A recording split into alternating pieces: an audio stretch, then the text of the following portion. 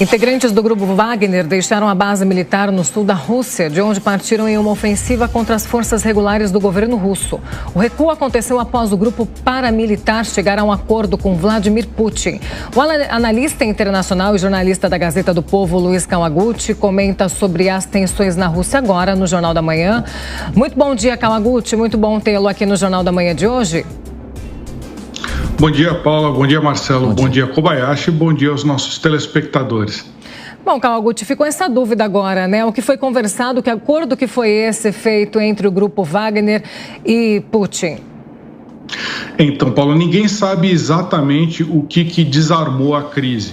A hipótese mais provável até agora, o que aconteceu? Esse líder mercenário, Yevgeny Prigozhin, ele juntou as suas tropas, cerca de 25 mil homens, e tentou chegar a Moscou. Ele chegou a 400 quilômetros de Moscou. Perto de onde ele estava a 1.000 quilômetros, então ele avançou por pelo menos aí 600 quilômetros, aliás, as suas tropas, porque ninguém sabia exatamente aonde que ele ficou. Ele conseguiu chegar relativamente perto da capital russa sem ter nenhuma resistência.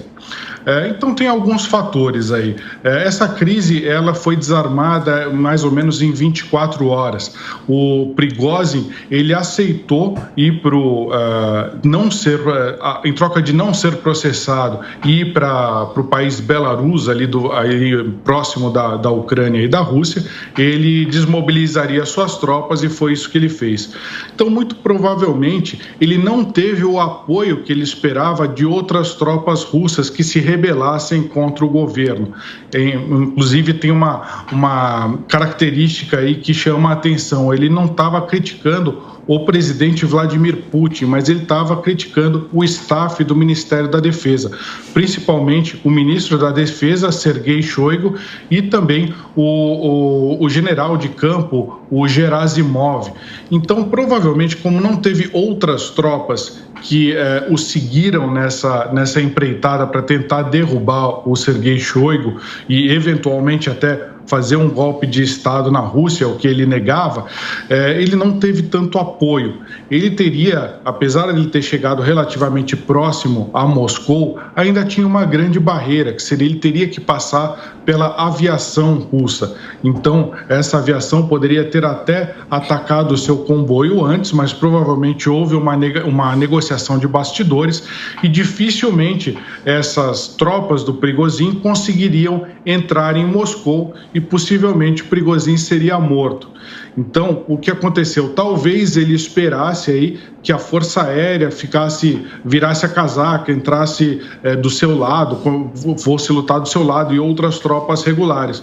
Mas isso não aconteceu. Então, provavelmente, esse teria sido o motivo dele negociar com o presidente Vladimir Putin e aceitar ir para o exílio ali em Belarus e mandar as suas tropas recuarem. O que a gente pode fazer aí de uma análise geral, se a gente levar em conta agora se isso foi bom ou ruim para a Ucrânia, o lado negativo para a Ucrânia é que as tropas que estão lutando ali na frente de batalha ucraniana, elas não chegaram a ser remobilizadas, ou seja, chamadas de volta para a Rússia para defender Moscou, então não muda muito a configuração no campo de batalha, mas tem um impacto político muito forte. Por quê? Porque o presidente Putin acaba saindo não forte, mas sim chamuscado desse episódio todo, Paulo.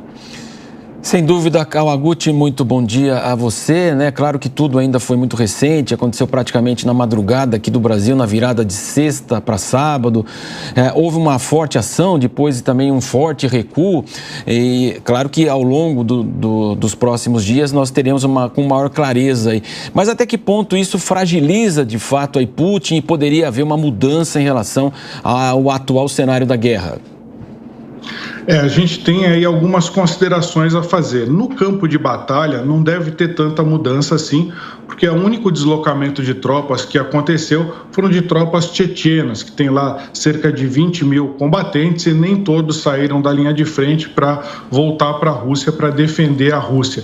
Então, não teve aquelas... A gente sabe que a Rússia construiu diversas linhas de defesa, trincheiras, obstáculos antitanque, só que as tropas não saíram da defesa dessas linhas para segurar o avanço ucraniano para voltar dentro da Rússia.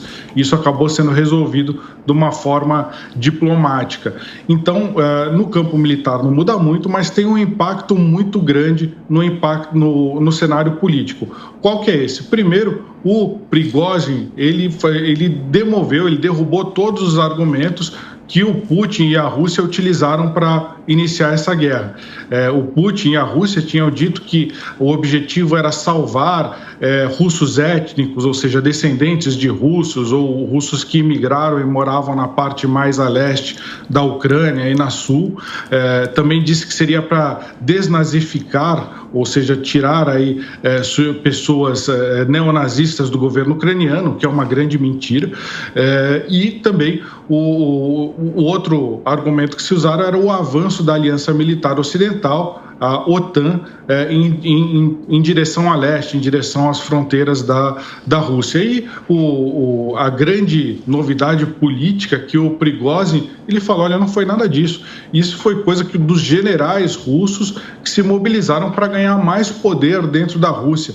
Então, o que eles imaginavam que seria uma guerra fácil, que seria alguma coisa que só daria mais poder, por exemplo, ao ministro da Defesa, Sergei Shoigu, isso teria sido sim o motivo da guerra, motivos políticos internos e não uma defesa contra o Ocidente, não uma desnazificação.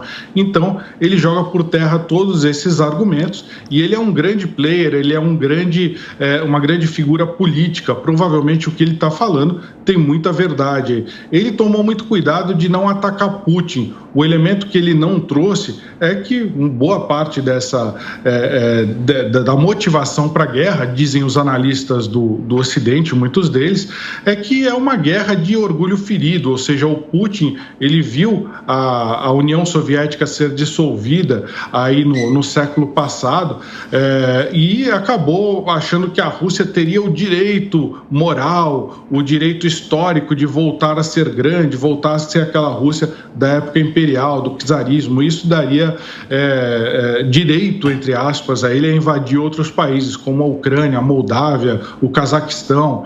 Então, é uma guerra expansionista e o Prigozhin, ele mostra mais elementos de que motivaram essa guerra, e o que fica mais evidente é que não é nenhum daqueles elementos que a Rússia trouxe inicialmente, falando que é uma resposta, é uma defesa contra o avanço da OTAN. Outra questão política, o presidente Putin, talvez essa seja a principal de todas, o presidente Putin, ele sai chamuscado, ou seja, ele mostraria força se ele tivesse aniquilado as forças do Prigozhin, mas ele não fez isso, ele negociou. Então agora os outros líderes internacionais vão ficar em dúvida aí se o Putin tem mesmo toda a força que eles acreditavam que ele teria. E muitos países africanos, eles têm seguido a Rússia, por exemplo, por causa da força do Putin. É engraçado, a gente vê até parte da direita aqui no Brasil apoiava o Putin, porque ele era um cara forte e tal, mas a gente viu que agora que ele não é tão forte assim. Então ele deve perder muito apoio internacional. Ele tem até o apoio do presidente Lula, mas aí não por uma questão de força, por uma questão ideológica, aqueles laços bastante fortes aí entre a esquerda e a então União Soviética, que esse poder acabou sendo passado para a Rússia. Então muitos países viam ele como um líder conservador, forte, e ele perde essa mágica, essa aura que ele tinha antes. O lado negativo é que o mundo acaba ficando mais perigoso, Marcelo, pelo seguinte, porque se o Putin, e agora essa hipótese acaba ficando mais plausível, se o Putin se cair o governo da Rússia, ele é considerado um governante, de certa forma, moderado. Existe a possibilidade de entrar um governante no lugar dele muito mais radical. e se isso acontecer, ele pode aumentar aí a força, acelerar o esforço de guerra na Ucrânia, e ninguém sabe se ele pode, por exemplo, recorrer a armamentos nucleares ou eventualmente até entrar em guerra com países da OTAN, da Aliança Militar Ocidental. Então, na verdade, o que a gente pode chamar de rebelião não chegou a se configurar exatamente como um golpe, o que ela pode fazer é deixar o mundo mais perigoso. Se o Putin sai, pode entrar alguém muito mais instável no lugar dele. Nelson Kobayashi. Kawaguchi, bom dia, é um prazer falar contigo.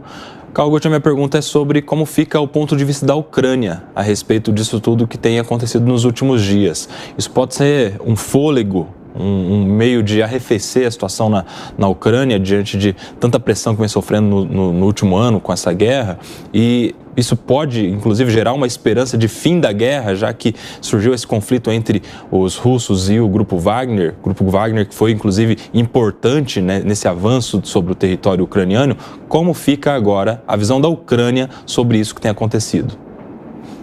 Olá, Kobayashi. Sim, a Ucrânia, isso dá um certo fôlego, porque a gente sabe que algumas semanas atrás a Ucrânia lançou a sua contraofensiva. Só que essa contraofensiva ela ainda não deslanchou.